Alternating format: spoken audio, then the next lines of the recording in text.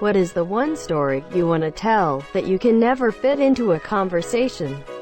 When I was a kid, I had this awesome Supersonics hoodie. It was my favorite piece of clothing I owned, and I wore it all the time.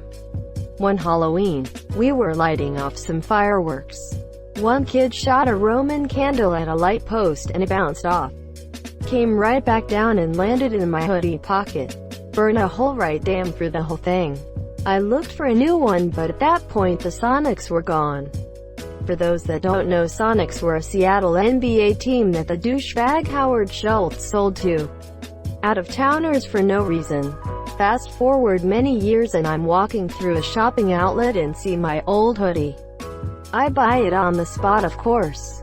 It felt like being reunited with an old friend. A little while later I'm out for a jog in the hoodie. And while running on a path, a protruded tree branch sticking out catches my hoodie pocket and rips it straight through. Same exact pocket and even on the same exact side. I just don't even know. Went back to the outlet and of course the shop has shut down permanently. I got my sister to sew it up, but it doesn't have the same clean look it used to. This is some Final Destination shit. That pocket was never meant to live. I won a Nintendo Switch and a cereal box. The problem with telling this story is that it's not interesting enough to fill in the details once I've explained the ending. I'm gonna do it anyway, though. I had gotten Honey Bunches of Oats, my favorite cereal, and I was eating it for breakfast in my dormitory. I had woken up earlier than usual, so I had a decent amount of time before my first class. I had just finished the box and I was gonna go recycle it. But I saw there was this promotion on it that you could win one of 500 prize pack containing a Nintendo Switch and Super Mario Odyssey. I just kind of had a moment where I was like, fuck it, I got time. I plug all the information into the website, and the screen shows a Mario question block and the instructions to click on the question block a few times. If a mushroom popped out of it, then you were a winner. So I click a few times. Coins pop out of the top, and then all of a sudden this mushroom slowly rises from the top of the block. I was in total disbelief, and I was like, no, I probably misunderstood the directions. But nope, I had just won a Nintendo Switch and Super Mario Odyssey. Literally everyone I told about it was just like, huh, I always thought those were scams. I didn't realize people actually won those. It's been pretty good. I would never have been able to afford a Switch otherwise. So that's definitely a plus in my book. I would make sure to tell this story multiple times to everyone since I have never won anything. And because it's a Nintendo Switch. Once my wife and I were on one of those supermarket ramps that move like escalators. Don't know the right word. And an employee was pushing empty carts in front of us. We were a few steps back and the genius decided to ride in front of the carts, God knows why. 2 or 3 carts got loose and came rolling towards me and my wife. So I promptly jumped in front of her, saving her face from being hit by shopping carts. I never tell this story because it would look like I'm bragging, and she never tells this story because she's ungrateful. Upvote for the snide jab at the wife. One time my girlfriend had our dog at the park while I was at work. She called me frantically saying the dog ran off. Said the poor pup got spooked by a cyclist and bolted. This dog was very well behaved and obedient, and had never done this before. We eventually find her a couple miles away, in the front yard of the house I first lived in with the dog. Neither I nor the dog had been to that house in years. Yet she somehow found her way straight there over all that distance. After all that time, dogs are incredible. Shadow, Peter, One time I was on the bus toward the back but in front of the second door in the back. As we're going down the road I noticed the guy in the seat across the aisle is sitting there, jerking off. I mean, the whole thing was out and he was going to town. There was a mom and her kids, 2 seats in the front sideways facing seats, and I'm pretty sure he was looking at the kids. Just as I noticed, the bus pulls up to a stop and the mom and her kids, who were probably around 7 to 5-Y-O range. Get up to exit out the back doors. I bolt to my feet and block their way down the aisle and yell, "You need to go out the front door." The poor mom looks at me and starts to protest, but I just make myself big to block their way and start herding them to the front door. As she was exiting the bus, I tried to quietly tell her what was going on, but she was pretty mad at me and didn't let me get close enough to say anything. I think about this often. I was probably their villain of the day, and I actually might have saved them from real harm, monsieur. When I was a kid, this happened to me. I was sitting towards the back of the bus and my mom was up front. Since the bus was mostly empty, it wasn't a big deal. I noticed the guy in the back staring at me and his arm was moving up and down. I had no idea what he was doing, but I knew it was weird, so I went back to sit with my monsieur. Didn't ever mention it to anyone. So thanks for doing what you did for that family. I posted this once before, but how I accidentally pissed off the crows. Oh god, it's a long story.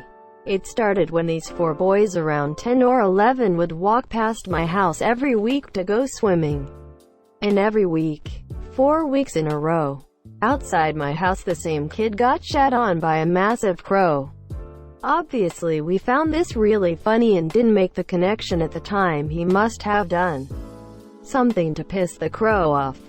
I was putting bird food out in my garden, but I was getting loads of feral pigeons, so I was trying to shoo them away, which this crazy crow must have taken offense to. Soon after, I noticed that I was getting caught up by crows all the time. No matter where I went, there was angry crows cawing at me. That's when I googled crows and saw that they can hold grudges, recognize people, tell other crows about bad people. So I tried to make a peace offering by throwing food on my shed roof. My kitchen window, with the sink in front of it, overlooks the shed roof. After throwing food out, I stood by the window doing the dishes. This must have also pissed this crow off. Later that day, a crow started absolutely screeching and cawing. I went through to the kitchen to see what was going on when a huge bird shit landed on my window. In 20 years there has been no bird shit on that window because there is a big ledge above it. So this crow must have hung its butt over the ledge just to do that. I went to bed that night only to be woken up at 5 a.m. by screaming right outside my bedroom window. I live on the first floor, so it couldn't have been a human. I googled crow screaming and sure enough that was the noise I heard. It had chosen the only window with a light on to do that. Later on that day there was a big crow sitting on a tree near that window. If anyone else went to the window, it just stayed still, but if it saw me, it started bouncing on the branch like it thought it was funny. Obviously after the shitting and screaming, I wasn't going to give it any food that day. I did give it food the next day, and it must have taken the hint because it never shat on my windows or woke me up by screaming again. However, for about a year and a half, every crow for a mile radius round my house would angrily caw at me. Don't piss off the crows. Did you know they can remember your face for life and pass down their grudge to their offspring? I mean, you know now. I once made nice with a crow, throwing seeds onto a roof attached to my patio. She came back weekly for a year.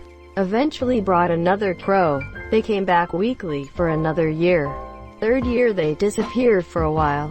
Come back with another, smaller crow. They come together for a couple months before the parents, larger crows leave and don't come back. Then, the small crow started showing up with a horde of small crows to all get some seed. Cute, but a murder of teenage crows are ballsy and a little intimidating for sure. Greater than a murder of teenage crows, the fact that it's called a murder says everything. When I was maybe 12 to 13, my parents found a USB drive. Not knowing what to do with it, they gave it to me. Curious, I put it in my laptop and see it full of data. 15/16 GB. All the files were military profiles of individuals in the Army. Some PowerPoint slides of research. Some of these profiles had social security address, ranks, and where they were stationed at. Some were still in Iraq. I removed the USB thinking they can be tracking this. I asked my dad where he found this. He said it was on the train stop in the airport. Still haven't never plugged it in unless I was at my high school or university to see what other stuff it had. Edit. Going to find it and destroy it. Well, sometimes finding a random flash drive is interesting. Like your story. In general, you shouldn't plug in one that you find. Hackers, spyware, malware, etc. are all things that only need you to plug the drive in to take hold of your computer. People will intentionally leave flash drives around in hopes that some unsuspecting person will plug it in. Many offices even have policies against using flash drives of unknown origin. Source: husband is a software engineer. Someone royally screwed up and likely lost their job over this. A shame your dad didn't try to reach out and return it. Must have caused a lot of stress and headache. That said, there's a lot of money to be had with such valuable data. Our shady life pro tip. Edit. Our illegal pro tips are unethical life pro tip. I work construction and one time a small Wells Fargo bank in a mall did some remodeling overnight and threw their trash in my dumpster. As I was going through it, I came across VCR tapes that said top secret proprietary information. I took them to the bank manager. As I was hollering at her about filling my dumpster, when I handed them to her, she turned white. I figure they were confidential customer information. My girlfriend and I were at 7-Eleven and Dog the Bounty Hunter was there. My girl drives a smart car, which is adorable in its own right. But as we came out of 7-Eleven to leave, Dog held the door for us, and then when we were getting in the car he said, "That's one cute car." My girlfriend had no idea who Dog was until I told her. Then she couldn't stop giggling that one of the most aggressive bounty hunters out there thought her car was cute. I actually went to school with one of Dog's kids.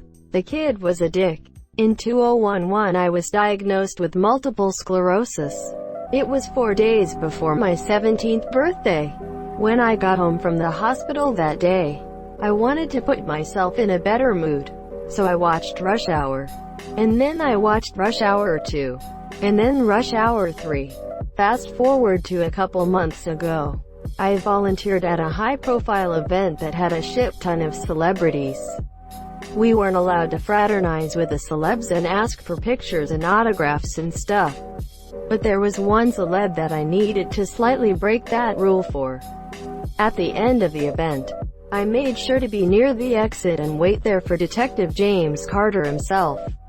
I approached him. I shook his hand and walked him out while explaining to him that Rush Hour got me through one of the worst days of my life so far, and it made me smile during a time that I had no business smiling in. He stopped dead in his tracks, looked at me and thanked me for telling hi monsieur. He then gave me a hug before sincerely wishing the best for me and leaving the event. And that's what happened when I met Chris Tucker. Thank you so much for watching and have a good day.